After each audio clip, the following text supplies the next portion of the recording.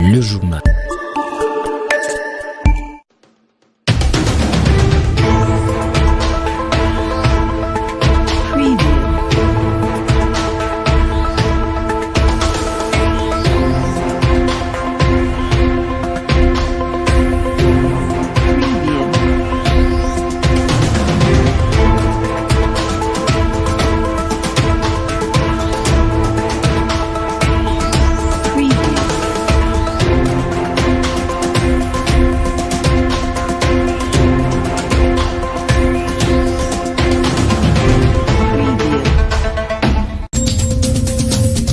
Mesdames, Messieurs, bienvenue dans ce journal. À la une, changement des saisons, changement des cultures. Plusieurs cultivateurs alternent les cultures selon les saisons. La saison sèche est propice pour la culture légumière. Cap sur le jardin de l'école orthodoxe. Une fois de plus, bienvenue dans cette grande édition du journal. Environ 726 bidons de boissons alcoolisées et 250 cartons de whisky ont été saisis et incinérés par la police nationale congolaise de Kolwezi ce mardi 7 mai 2019.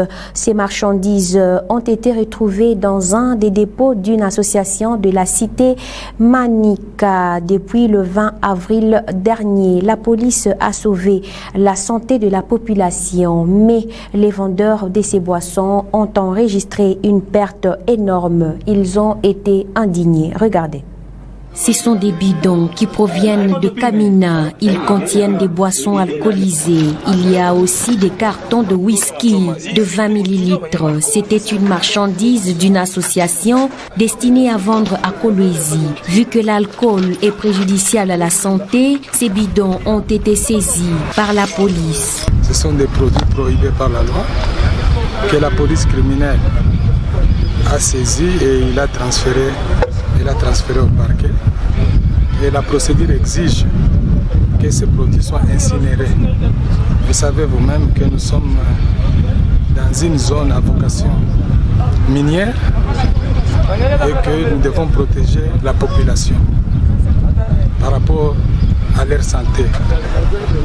Chaque fois qu'on met la main sur les contrevenants, sur les infracteurs, on saisit les produits et on les incinère. C'est une grande perte de la part des commerçants de ces boissons, environ 70 000 $, car un bidon revient à 120 000 francs. Les marchands sont indignés, car selon eux, c'est une injustice de la part des autorités provinciales. Les mêmes boissons sont vendues aussi dans les marchés de Kolwezi.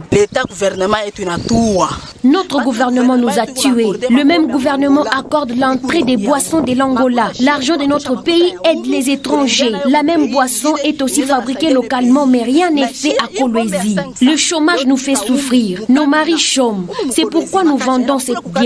Les autres bières de la Zambie sont importées. Même dans les magasins des Indiens, on y retrouve la boisson. Pourquoi le gouvernement ne les saisit pas? Le whisky qui provient de l'Angola a une forte dose qui brûle même les intestins. Pourquoi on ne les saisit pas? La saisie de ces boissons est dans les normes de la loi congolaise.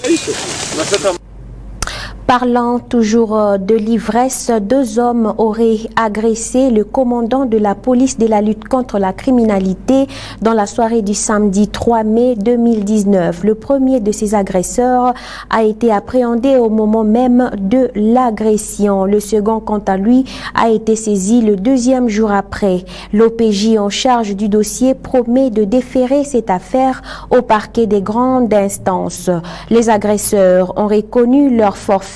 Ils disent avoir été ivres lors de ce comportement et demandent la clémence de la part de la victime. Ensuite, plusieurs paysans et cultivateurs de Kolwezi diversifient leur culture selon l'alternance des saisons. Pendant la saison sèche, plus sont les cultures légumières qui sont pratiquées parce qu'elles ont besoin du froid. Cap sur le jardin de l'école orthodoxe. Suivez. Sur les champs de ces cultivateurs, on y trouve plusieurs plantations de légumes et de légumes fruits, des tomates qui sont encore à l'état embryonnaire et des amarantes, des choux de Chine ainsi que d'autres légumes. C'est la culture maraîchère favorable pendant la saison sèche. Et quelques conditions que je peux donner à faire, donc avant de pratiquer la culture maraîchère, la culture des légumes, ça nécessite de remplir certaines conditions. Entre autres, il faut d'abord se choisir un endroit où il y aura possibilité de faire un bon écoulement des produits parce que les produits agricoles sont périssables. Donc il faut chercher un endroit où il y a une forte population qui peuvent acheter facilement. Et aussi, deuxièmement, il faut chercher un endroit où qui est plus proche de l'eau. La province du Lualaba est soumise à un climat tropical où il y a alternance entre la saison sèche et celle des pluies. Sous ces climats, grâce à la diversité des sols, toutes les cultures tropicales sont possibles, mais avec la saison sèche, il y a des règles à respecter. Actuellement, nous pouvons cultiver les légumes tels que les choux pommés, les choux de Chine. Il y a les légumes faits, généralement les amarantes, les légumes fruits aussi, on peut cultiver de la tomate, la patate douce et la pomme de terre plutôt, et autres. Ces cultures sont effectivement pratiquées à Kolwezi, mais malheureusement à faible échelle pour des raisons diverses. Le 7 mai de chaque année est la journée mondiale des enfants orphelins du sida. Le risque de contamination d'un bébé en train de naître de la mère atteinte est possible, mais c'est aussi possible de l'éviter. Dr Freddy Mbiye donne des explications à ce sujet. Il est au micro de Joe Kansang. C'est un gynécologue obstétricien. Suivez. Il y a deux cas de figure qu'on peut avoir. Il y a des femmes qui sont connues avant comme séropositives, qui sont sous traitement et qui viennent accoucher à la maternité. Il y a d'autres, on découvre leur séropositivité dans la salle de technique, dans la salle de travail. On le fait. Si à la CP on découvre, on met directement la mère sous traitement. Si la maman est sous traitement, elle réduit sensiblement le risque de contamination par rapport à son enfant. Mais si c'est fait que cette femme n'a pas suivi de CPN, tel que le dépistage s'est fait dans la salle du travail, donc la procédure est la même. L'enfant qui naît d'une mère séropositive, mais la mère qui est sous traitement, dès que l'enfant arrive, dès qu'elle naît, on essuie l'enfant avec une solution de chlorhexidine. On essuie l'enfant pour protéger le nouveau-né. Quelques jours après l'accouchement, nous devons faire des examens. On doit faire un prélèvement, un examen qu'on appelle le DBS, qui nous permet de déposer un diagnostic précoce sur le nouveau-né. Si, après le prélèvement pour le DBS, on met l'enfant sous prophylaxie, on dit que cet enfant est exposé par rapport au VIH. Cet enfant, on la met sous névirapine comprimée qu'elle doit prendre pendant quelques mois. Si le DBS nous revient négatif, cet enfant continue avec sa névirapine comprimée pendant 18 mois. Et puis Moïse Katumbi Chapwe a annoncé son retour au pays depuis ce lundi 6 mai 2019. Il l'a prévu pour le 20 mai de cette même année. Certains Lualabais ne sont pas contents et se sont réservés à tout commentaire, mais d'autres ont manifesté leur joie au micro de Mikantenga. Nous sommes très contents d'apprendre que Moïse va bientôt rentrer. Nous ne pouvons pas refuser qu'il rentre. Nous ne sommes pas des politiciens. Nous sommes là pour accueillir celui qui fait des bonnes choses. Nous voulons qu'il rentre au pays le plus vite. Moïse est un Congolais. Il s'est retrouvé en exil suite au problème de la justice. Mais maintenant qu'il est acquitté, nous voulons qu'il rentre. C'est un Congolais et en plus un Katangais. Et quand il va rentrer, qu'il fasse son travail comme il le faisait dans le temps. Patriote Moïse Katumbi était déjà libre de pouvoir retourner en RDC le jour qu'il le voulait. Qu'il ait annoncé qu'il serait rentré ici le 20 ou après, libre à lui de pouvoir retourner. Et je crois que le plus important, tel qu'il a dit lui-même, c'est la cohésion nationale. Nous n'avons pas de problème avec qui que ce soit dans ce pays. Nous n'avons pas de problème avec un quelconque opposant ou avec un quelconque compatriote.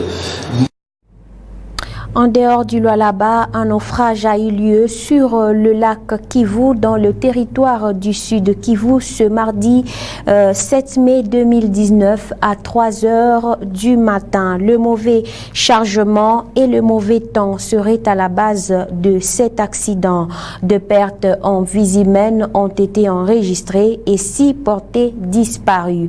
Des précisions avec Ruth Mukena Kasongo dans ce commentaire. 60 personnes étaient à bord et 52 ont été sauvées, indique la nouvelle société civile congolaise des Minova. Cette même source renseigne que les recherches se poursuivent pour retrouver les personnes disparues. C'était une pirogue motorisée en provenance de Kazimba, village de Butumba, dans les groupements de Bozi, qui se rendait au marché de Kitutu à chaviré ce lundi 6 mai au niveau de Chegera, sur les lacs Kivu, dans les territoires de Calais, et 2 personnes ont trouvé la mort et plusieurs autres sont disparues. Les mauvais chargements et les mauvais temps sont à l'origine de ces drames, indiquent les premiers éléments de l'enquête. L'embarcation a chaviré vers 3 heures du matin. Elle transportait des personnes et des denrées alimentaires. Ces naufrages arrivent après celui de Kassouniou dans les mêmes territoires de Calais le 15 avril dernier et qui avait fait plus d'une centaine de disparus et une cinquantaine de morts. D'une manière brève, avant de finir ce journal, le gouvernement national déclare l'arrestation de Né Mwandan Semi. Il le traite de fugitif et affirme qu'il doit d'abord regagner sa cellule. Cette déclaration est de Basile Olongo, ministre national de l'Intérieur ad interim. Né Mwandan Semi a été présenté ce lundi 6 mai à Kinshasa au cours d'une conférence de presse tenue par Joseph Olengankoy, président du Conseil national de suivi de l'accord. Né Mwandan Semi avait quitté la prison centrale de Makala lors de l'évasion du 17 mai 2017. Voilà tout pour le compte de cette grande édition du journal, mesdames, messieurs. Merci à vous de l'avoir suivi. Bonne suite de programme sur votre chaîne et tout de suite, portez-vous bien. Au revoir.